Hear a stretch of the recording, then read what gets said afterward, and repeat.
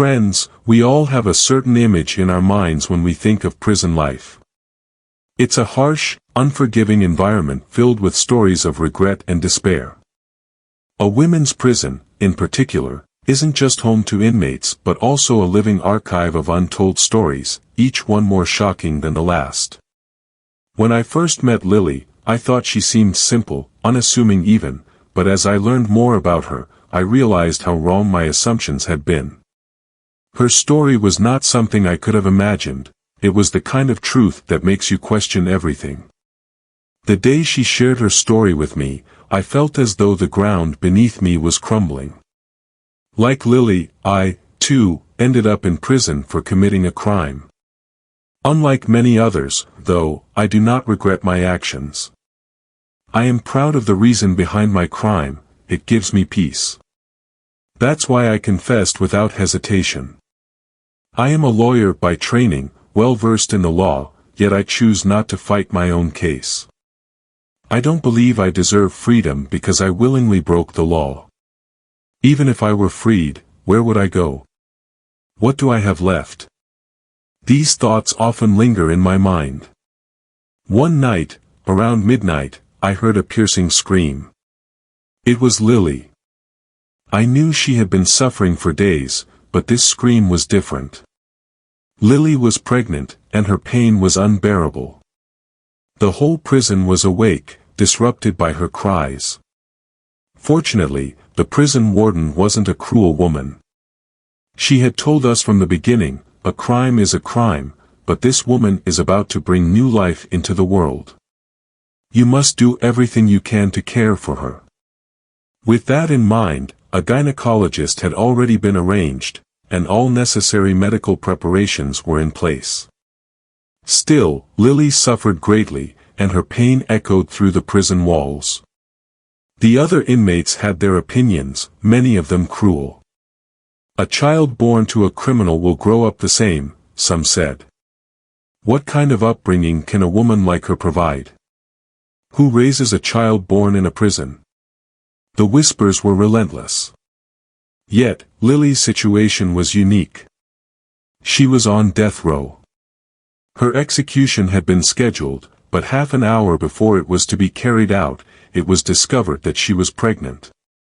According to the law, a pregnant woman cannot be executed, and she is allowed to live until her child turns 5, as the child needs its mother during those critical early years. After that, her execution could proceed. Was it luck or misfortune that postponed her death? I don't know.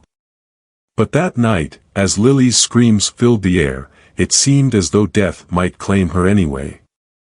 Suddenly, her cries stopped, replaced by the panicked shouts of the doctor. The commotion was immediate and overwhelming. Even the warden, who was normally calm and composed, rushed out of the room, her face pale with shock. The other inmates and I were left in stunned silence, trying to piece together what had happened. Eventually, Lily was carried back to her room, unconscious. One of the inmates, Hajara, who had experience as a midwife, was called in to help. When she returned, her face was pale, her hands trembling. I have been here for 20 years, she said, her voice barely above a whisper. I've helped deliver babies for countless women in this prison. But this is unlike anything I've ever seen. What do you mean? We asked, our curiosity and fear rising. Hajara shook her head, her expression troubled. This baby raises questions about all of us, about what we've done. And Lily, she won't admit it, but the child is the evidence of her crime. Whatever she did, it must have been unspeakable. Her words left us reeling. What could Lily have done to deserve such whispers? What secrets had her life held that even the birth of her child could not escape the weight of her past? That night, as the prison returned to a tense silence, I realized that Lily's story wasn't just hers, it was a reflection of the broken lives and shattered hopes that prisons like ours held within their walls. When I saw Hajara sitting alone, her face pale and her hands trembling, I knew something profound had shaken her. What happened to Lily? I asked her gently. Please, tell us everything. She shook her head, her eyes welling with tears. I can't, she whispered. No one can even look at that baby. I don't know if it will live or die. She began to cry, her sobs echoing through the tense silence. But what is the child's fault in all of this, she finally managed to say. What kind of justice is this? First, a woman is forced into a life of crime, and then, when she tries to survive, the world punishes her in ways that are beyond comprehension. This time, her punishment came directly from God. Hajara's words confused and unsettled us. What could have happened to Lily and her baby to make her speak this way? She must have committed a terrible crime, Hajara continued. I always prayed something good would happen to her, but after this, after what I saw, I feel like even a worse fate would have been kinder to her. Her statements were fragmented and contradictory, as if she were trying to process a nightmare she couldn't wake up from. Sometimes I think Lily deserves this because she's a criminal, she muttered, but then I feel like no one deserves this. No one. That baby, her voice trailed off, and she clutched her head, as if the memory was too much to bear. The baby isn't normal, she said, her voice trembling. It's strange. I can't explain it. The warden told me not to tell anyone, so I can't say more. Please, just let me rest. I'm so tired, but I don't know if I can even sleep. I'll see that baby in my dreams. Her cryptic words left us in stunned silence. What had she seen? What could possibly have happened to Lily's child to make Hajara react this way? Later, we learned that the baby had fallen ill in the middle of the night and had been rushed to the hospital. It was placed in an incubator, its condition critical. Despite everything, the baby was still alive, though the midwife warned us grimly, it wouldn't be surprising if we hear of its death at any moment. If it's still alive, it's only by Allah's mercy. Lily, meanwhile, remained in her cell. Physically, she was recovering well from the birth, but emotionally, she was a shadow of herself. She sat silently in a corner, refusing to eat or engage with anyone. 2 days had passed, and she hadn't touched a morsel of food. The news from the medical facility trickled in, but it offered little reassurance. The baby was fragile, clinging to life with every passing second. No one approached Lily or offered her comfort. She was isolated, as if the other prisoners feared her misfortune might somehow taint them. But I couldn't ignore her. That day, I resolved to learn her story, the truth about her life and the events that had led her here. Everyone whispered about the heinous crime she must have committed, the supposed sin that had brought such suffering upon her. But why did she seem so different to me? Why did I feel there was more to her story than what we had heard? I gathered my courage and went to sit beside her. She knew I was educated, and she had heard my story during her years in the prison. Perhaps that would make her more willing to speak with me. As I sat down, I couldn't ignore the tension in the air. The rumors about her were unsettling. Some said she was unmarried and that her child was illegitimate. Others speculated that the abnormality of the baby was a punishment for her sins. No one mentioned a husband, there was no sign she had one. If she had been married, surely someone would have brought it up. Then there were the incidents that made me wary. I remembered hearing about the time she attacked another prisoner, a woman who had been too afraid to explain what she had said to provoke Lily. Had it been a misunderstanding? Or was Lily unstable, prone to lashing out unpredictably? I couldn't be sure, but I was determined to find out the truth, even if it meant taking a risk. As I sat beside her, I was careful to keep my tone gentle, yet confident. "How are you, Lily?" I asked softly. For a moment, she didn't respond, her gaze fixed on the floor. My heart raced, unsure of what would come next, but I held my ground. I had dealt with many troubled women in my past profession and had heard stories of unimaginable pain and resilience. I reminded myself of that experience, hoping it would give me the strength to connect with her. I began the conversation carefully, asking about her well-being. Lily sighed heavily and replied, "How can I be okay? How would you feel if you were in my place? No woman can bear the pain of seeing her child suffer." Her words were laced with anguish, and I felt her grief deeply. "You're right," I said gently. "I know that pain too. I've suffered because of my child." She turned to me, her curiosity piqued. "What happened to your child? Are you innocent?" I shook my head slowly. "No, I'm not innocent. I did commit a crime, and I don't deny it. But I did it for my daughter. A monster wronged her, and I took justice into my own hands. I killed him." I paused, gathering my thoughts. I'm an educated woman, a lawyer, and I know the difference between right and wrong. I probably could have pursued justice through the courts, but in a system like ours, justice doesn't come easily. So, even as a protector of the law, I broke it. I wasn't thinking as an advocate then, I was thinking as a mother. He hurt my little girl, who was so young, so innocent. She didn't know the world could be so cruel, but I did. I acted on instinct, and in doing so, I ruined my own life. But I have no regrets. My daughter is no longer alive, and neither is the man who destroyed her innocence. I'm paying for my crime, but I carry no pain over what I did. As I shared my story, Lily's expression softened. She reached out and placed her hand on my shoulder, offering a rare moment of consolation. It surprised me. The Lily I'd heard about, distant, volatile, and haunted, wasn't the person sitting beside me now. This act of empathy revealed something deeper about her. It made me wonder, was she really a bad person, or had her circumstances shaped her into someone she never wanted to be?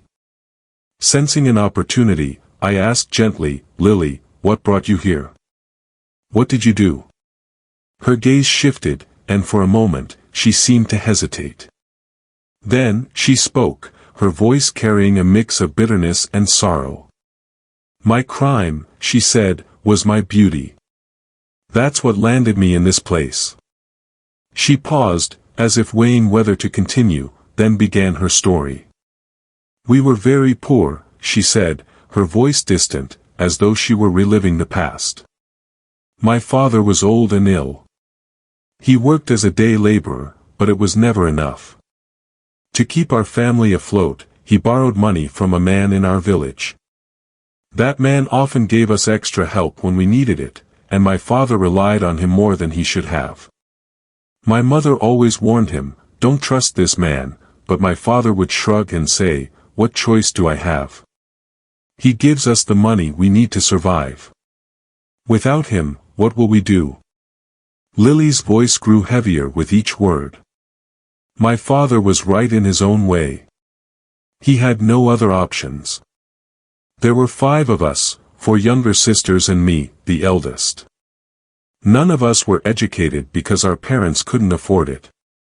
I tried to help in whatever way I could, taking odd jobs and tutoring children. But the weight of our poverty was crushing. My mother, in her desperation, would sometimes say things that shocked me. 'We should marry you girls off to wealthy men,' she'd mutter. At first, I thought she was joking, but she wasn't. She believed it was the only way to secure our futures. She even suggested that our father find wealthy men willing to marry us in exchange for financial support." Her face darkened as she continued. "Poverty makes you accept things you never thought you would. And then, one day, the man who had been lending us money heard about my mother's idea. He came to our house and said to my father, 'Sahib, if you're thinking about marrying your daughters to wealthy men, let me marry your eldest.' My father, without hesitation, replied, 'Of course. Why not? You've done so much for us already." The man smiled and said, "Then let's start the preparations quickly." Lily's voice faltered, and I could see the pain in her eyes as she relived the moment. And just like that, I was sold. My father didn't even consult me. He didn't ask if I wanted to marry this man who was twice my age. He said, "I'll repay your money," but the man laughed and replied. Her story trailed off as her eyes filled with tears. I could sense the weight of what she hadn't said, the unspoken horrors that had followed. I stayed silent, letting her take her time. Whatever came next, I knew it would reveal a truth more painful than anything she had shared so far. "What are you saying, Sahib?" the man said to my father with a sly smile. "Once your daughter becomes my wife, why would you think about repaying your debt? Forget about the money, it's no longer an issue. After we're married, her sisters will be my sisters-in-law, and I'll even arrange their marriages." His words sounded generous on the surface, but there was a sinister undertone that couldn't be ignored. He was a man 15 years older than me, unattractive, and morally bankrupt. His first wife had left him, and his children were nearly my age. He wasn't seeking a companion or a partner, he was seeking a desperate family to exploit, knowing no one else would give their daughter to him willingly. When he used to visit to lend us money, we didn't ask too many questions about him. But when the marriage proposal came, we learned everything: his unsavory character, his abusive tendencies, and his reputation for deceit. Despite all this, my father had already agreed to the arrangement.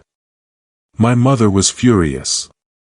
"You might as well push her into a well," she said bitterly, "because marrying her off to this man is no better than killing her." But my father was blinded by desperation. "If that's her fate," he retorted, "then let her marry him. At least this way, her suffering will provide a future for her sisters." I could barely believe it myself. My father, the man who was supposed to protect me, had made this decision without hesitation. The man's charm and promises of security had deceived him completely. And so, I was married off to a man who had no intention of keeping his promises. At first, I tried to accept my fate. I thought, maybe I can endure this for my family. Maybe this sacrifice will give my sisters a better life. But his behavior was unbearable from the start. No woman should have to tolerate what I endured, and I couldn't either. After the marriage, his promises dissolved like smoke. Not only did he fail to support my family, but he also stopped providing the small financial aid he had previously given them. Worse, he revealed his true intentions: he wanted to use me for his despicable business, turning me into a pawn in his human trafficking ring. He became my pimp, exploiting me for his own gain. If he had treated me with even the barest respect, I might have been able to survive in that miserable life. But his actions were too vile, too inhuman. One day, I couldn't take it anymore. The rage, the humiliation, the despair, it all came crashing down. When I saw the opportunity, I took it. I ended his life. I rid the world of a monster who had no right to exist. "That's why I'm in jail now," Lily said, her voice steady but filled with sorrow. "He deserved what he got. I don't regret it. But even in death, his shadow lingers over me." Lily fell silent after revealing her story. I could see the burden of her memories in her eyes. To me, she hadn't committed a crime, she had done what she needed to survive and protect others from falling victim to the same man. But the world didn't see it that way. They saw her as a criminal, and her suffering only deepened after she was incarcerated. Later, we learned the truth about Lily's child. She had given birth to conjoined twins, 4 children joined together in a way that shocked even the most seasoned midwives. Lily had known from the beginning that her children wouldn't survive. "I knew it," she whispered to me. "I knew they wouldn't make it. But their fate, their existence, is something I will carry with me forever. Curious and unsettled, I asked her a question that had been on my mind since the beginning. "Lily," I said cautiously, "were these children your husband's?" She shook her head, her face pale and unreadable. "No," she said firmly. "They were not my husband's children." Her answer startled me. "Then, whose were they?" I asked hesitantly, afraid of what she might reveal. She seemed to read my thoughts and said, "You're wondering if I had an affair, aren't you? Let me set the record straight, I had no illicit relationships. When I came to jail, I wasn't pregnant. These children aren't mine in the way you think. They are the result of someone else's sin." I froze, unsure of what she meant. "What do you mean, Lily? Who?" I asked, my voice barely above a whisper. Her expression darkened, and she began to recount another chapter of her nightmare. "When fate turns against a person, unimaginable things happen," she said bitterly. "The man I killed deserved to die for what he did to me and others. But my punishment didn't end there." She explained how, shortly after arriving in jail, a woman came to her one night and took her to a room. "It was late," Lily said. "I was confused and terrified. The woman said there was something important I had to do, and she left me there. She never came back." Lily's voice trembled as she continued. "After 2 hours of waiting in that room, a man entered. That's when I realized it wasn't just a room, it was a hell disguised as a cell. My blood ran cold." "Who was he?" I asked, dreading the answer. Her response left me shaken to my core. "You know him," she said quietly. "You know him very well. It's Abu Bakr, the man who patrols this jail every day, pretending to be a protector of justice. He's the one who calls us his sisters, the one who tells us he's fighting for our release. But in the darkness of night, he reveals his true face." Hearing Abu Bakr's name sent a shiver down my spine. I had always trusted him, believing his kind words and promises. But now, I realized how deep his deceit ran. Lily's story was far darker than I could have imagined, and I knew her suffering was far from over. I may be an advocate, but in my own case, I chose not to wait for justice. I believed that justice was out of reach and decided it was better to take the law into my own hands. But when I heard Lily's story, something stirred inside me. My instincts as an advocate reawakened. I couldn't stay silent any longer. "All of you," I shouted to the others in the prison, who have been whispering all night that Lily's child is a punishment for her sins, do you even know the truth? That child isn't her husband's. Do you want to know whose child it really is?" Lily tried to stop me, her voice trembling. "What are you doing? Don't say anything," she pleaded. But I turned to her and said, "Why are you afraid? You're already in jail. What more can they do to you?" She fell silent, her eyes heavy with a mix of fear and resignation. I continued, raising my voice. "You all need to know the truth." I told the full story to the warden, the prison staff, and the officers. I even confronted the man himself, Abu Bakr. As I laid out every detail of his vile actions, Bakr tried to deny everything. "She's lying," he shouted. "She's trying to frame me." But I wasn't about to let him manipulate the situation. "You're the liar, Bakr," I yelled back. "Even the proof of your crime, the child you fathered, still lives. We'll conduct a DNA test, eh?" At the mention of a DNA test, Bakr froze. His confidence shattered, and the weight of his guilt became visible in his silence. Soon after, he broke down and confessed to his crimes. The warden, a woman of integrity, acted immediately. This man will face the consequences of his actions, she declared. He will be punished appropriately. With that, Abu Bakr was arrested on the spot. Justice, at least in part, was served that day. Lily's children, tragically, didn't survive. Their fragile lives were cut short before they had a chance to begin. But one small mercy came from the revelations: Lily's death sentence was lifted. Instead of execution, she was given a life sentence. Though her pain remains, she was spared the ultimate punishment. As for me, I remain in prison alongside her. I shared this story with a friend recently, someone who promised to tell the world about what happened, to ensure that others could understand.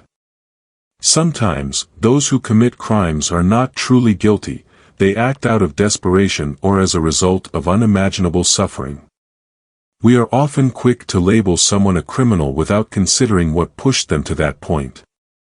As the saying goes, it's not only the oppressed who cry, sometimes the oppressors should cry too. Lily and I committed crimes, but crimes were also committed against us. Our actions were the result of being pushed to the edge, forced to act in ways we never wanted. Does that make us inherently bad? Does it mean society can treat us however it pleases? No.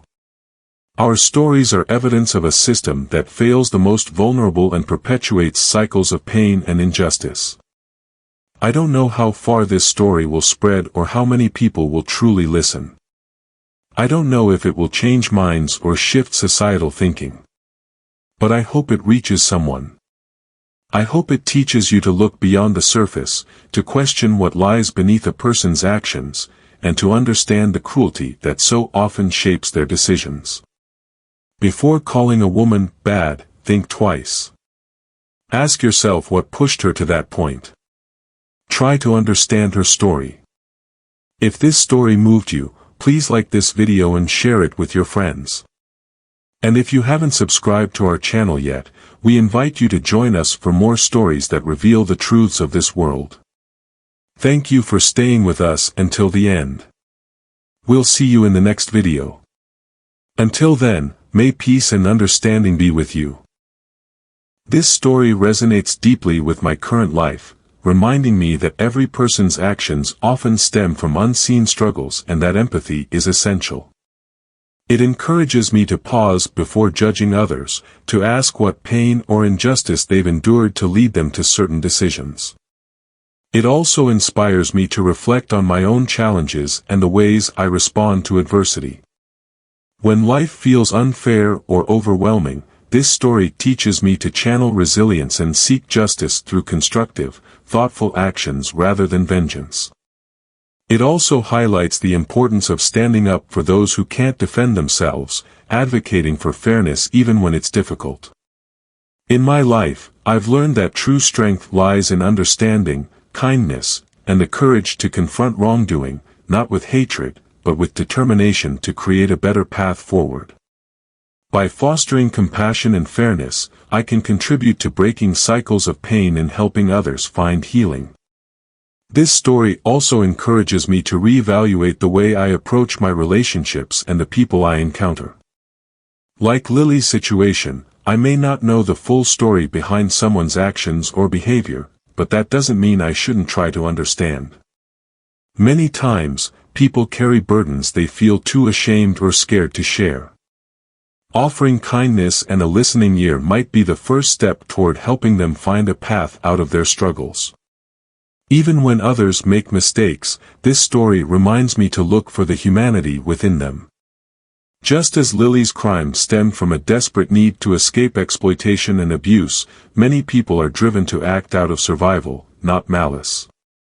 Recognizing this perspective can lead to greater patience and compassion, helping to build stronger connections in my life.